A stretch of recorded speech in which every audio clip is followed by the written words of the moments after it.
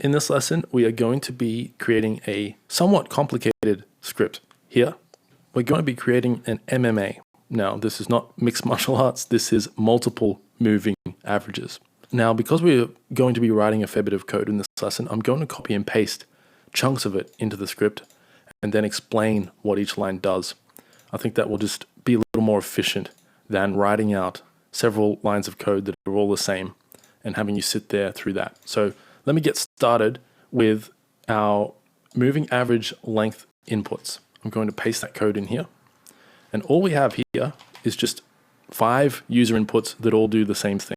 They all get a MA length. So we have MA number 1, 2, 3, 4, and 5. The first 3 are set to the 50 period, the 100 period, and the 200 period. Now, MA length 1 has a minimum value of 1, so it cannot go below 1, which means we need at least one moving average drawing onto the chart at all times.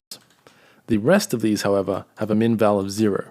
And if the user sets the length to 0, then that moving average will be disabled and it will not draw onto our chart. I've also set the step to 50. We might change this to 10 actually. I think 10 makes a little more sense for a moving average. And what this will do, if I save my script and open up the settings menu, we now have a bunch of settings here. And if I click on the up and down arrow, the setting will change by steps of 10. So we have a 50, 100, 200, and then the last 2 are disabled. That's our first block of user input code. And these are all just integer values. We'll be passing these into moving average functions later. So the next block of code I'm going to copy in is our moving average types. So paste that in here. And all this is it's the same line of code essentially, just on 5 separate lines for 5 different moving averages. And these list our types. These are all the different moving average types they can select from to display onto the chart. Now down the bottom we have this all MA type. This will override all of our moving average types with whatever value you select here. By default, it's set to disabled, which means it's ignored. But if the user sets one of these, sets this input to one of these options, that will override the other 5.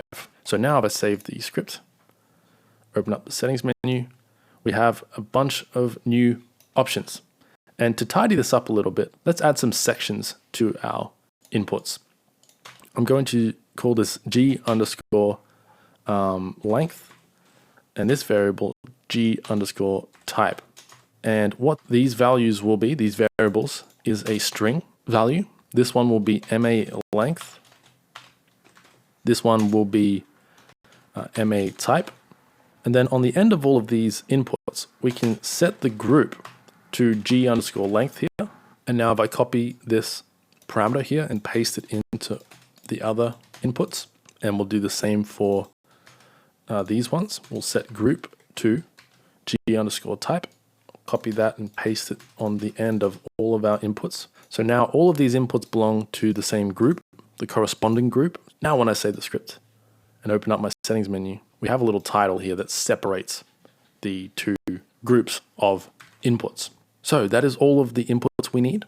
The next thing we need to do is create a custom function that will return a moving average based on what type and length the user has selected. So for this, I'll actually write this one out because it is a little bit more advanced, a little bit more complex. And so I want to explain my thought process as we go. So let's get started. We're going to call this custom function getMA, and it will take 2 input parameters. The first one is MA type, and the second one is MA length. And I put an underscore in front of these parameters just so that it's obvious that these parameters belong to this function. They are not global variables. They only exist in the scope of our MA function. Now I could use the operator to define this function. And now if I hit enter and tab, any code we write here will belong to this function. So the first thing I'm going to do is check if MA length is equal to 0, then we want to return NA. We want to return nothing, no number value for this particular moving average. And then later on when we're plotting this info to the chart, if the user has set the length of one of these MAs to 0, our custom function will not return anything for that moving average, and NA will be plotted onto the chart, or in other words, nothing will draw. Else, however, so now we're saying if MA length is not equal to 0, any code we write here after we tab after our else statement will be executed only if this line of code returns false.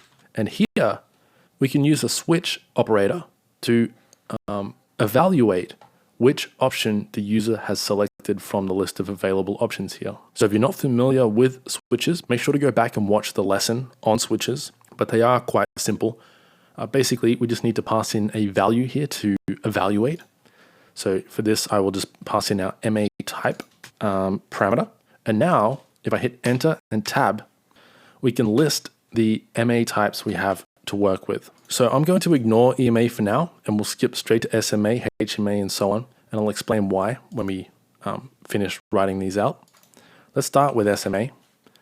If MA type is SMA, so if the user has selected SMA for our MA type, then we want to return ta.sma, and we need to pass in the closing price and our MA length value or parameter. Now I can copy this line of code and paste it in a couple of times, and we can override all of these. So SMA, we have HMA, we have WMA, we have DEMA. I'll put that one at the bottom, and I'll show you why in a moment. We have VWMA, and we have VWAP. And now I need to change all of these functions. So HMA, WMA, VWMA, or volume weighted moving average. VWAP doesn't actually use a function. It's actually an inbuilt variable. So here we can just say ta.VWAP, and we don't need to pass a source in. We'll just leave it as that. That will give us the volume weighted average price for the current market. And then we have DEMA.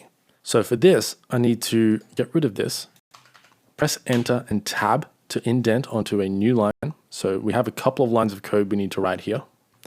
Now this is a double EMA. TradingView do not include this as an inbuilt function in PineScript. So we need to write out the formula for this ourselves. And the formula is quite simple. It's just E1 and E2. E1 stands for the first EMA. So we go ta.ema close and length, or MA length. And E2 is a exponential moving average of the first moving average. So here we say ta.ema, and then we pass in E1 and MA length. So now we have two moving averages. The second one is based on the first one. And now to return this value, we need to write out 2 multiplied by E1 minus E2. And this will return a double EMA, a DEMA value. So now if I save my code, let's just make sure this compiles. There we go. Everything's okay. Now finally, the reason why I didn't include EMA in our list of switches here is because that is going to be our default value that we return from the switch. So to define a default value, and what I mean by default value is that if this switch function runs in our script and none of these are found, so none of these options are found in MA type, if I just write equals right arrow with no string to the left, whatever I put here will be the default return for this switch and our function. So if the user hasn't selected any of these moving averages, this is the value that will be returned. And the only value not listed here is EMA. So it has to be EMA that the user has selected if none of these other ones have been found. So for this, we just write out ta.ema close and underscore MA length. And there's our exponential moving average being returned from our switch statement if the user has not selected any of these. So that's it for our custom function. It's a little bit complicated. It's a little more advanced than some of the stuff we've covered so far in the course. Basically, we're just stacking several concepts on top of each other. We have a custom function, we have an if-else statement, and then we have a switch under our else statement.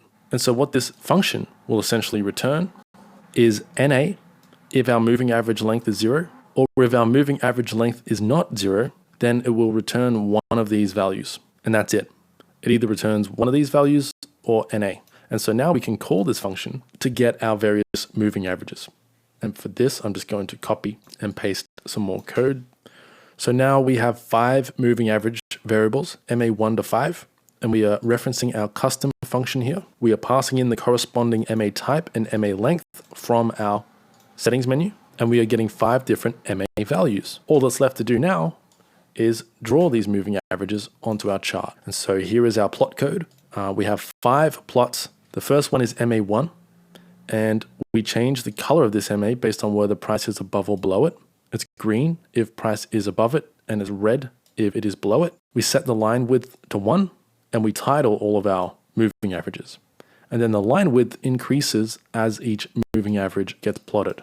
And the idea here is that the concept I had in mind when I made this script is that I want the longer moving averages to be thicker and the shorter moving averages to be thinner. And so if I get rid of some of this white space and save our code, we should now be getting 3 moving averages drawing onto the chart. There we go. One changes color based on whether price is above or below it. And then the others just change thickness based on the number of moving average. So we could change this to say, let's say 10, 50, 100, 200, and actually let's go 10, 20, 50, 100, 200. Not many people use an MA beyond 200, but click OK. We have a bunch of moving averages drawing onto our chart of various thicknesses, colors, and types. So now if I come up to the settings menu, I just showed you how to change the length. Let's play around with the moving average types. One thing I just realized, I forgot to code the all MA type override. We'll get to that in a moment. But let's play around with some of these options. Let's select VWAP for our first MA type and SMA for our second. And let's do VWMA for our third. And there you go. It's working just fine. We can select from any of these moving average types, and that will change which type of moving average the script is drawing. So now, before we wrap up this lesson, let's add in our override. Now, the easiest way I can think of to do this is to modify our switch statement. And what I'm going to do here is I'm going to say, if all MA type is equal to disabled, which it is by default, the default value is disabled, then we want to switch, we want to evaluate our MA type parameter from our custom function parameters. Otherwise, if all MA type is not equal to disabled, then we want to reference all MA type as our switch value. And now when I save our code and I minimize our editor, come up to the settings, if I change all MA type, one moment, I just realized my cat has escaped and I have to go and bring him back inside. I just saw him walk past my office window. I'll be back in 1 second. All right, so if we select a different type for all MA type other than disabled, then our switch statement will be overridden with whatever value we select here. So if I select HMA, keep an eye on all of our moving averages in the background. When I click HMA, now they are all using a hull moving average. And again, if I go back to disabled, now they're using whatever we've selected here. So that's basically it for today's lesson. It's a lot more advanced than some of the content we've covered so far, or features that we've covered so far. But this is a crash course into sort of the deep end of complex programming. Now, this script doesn't detect any candlestick patterns or anything like that. We'll get into that in future lessons. But for now, that will do it for our moving averages. I'll see you in the next lesson.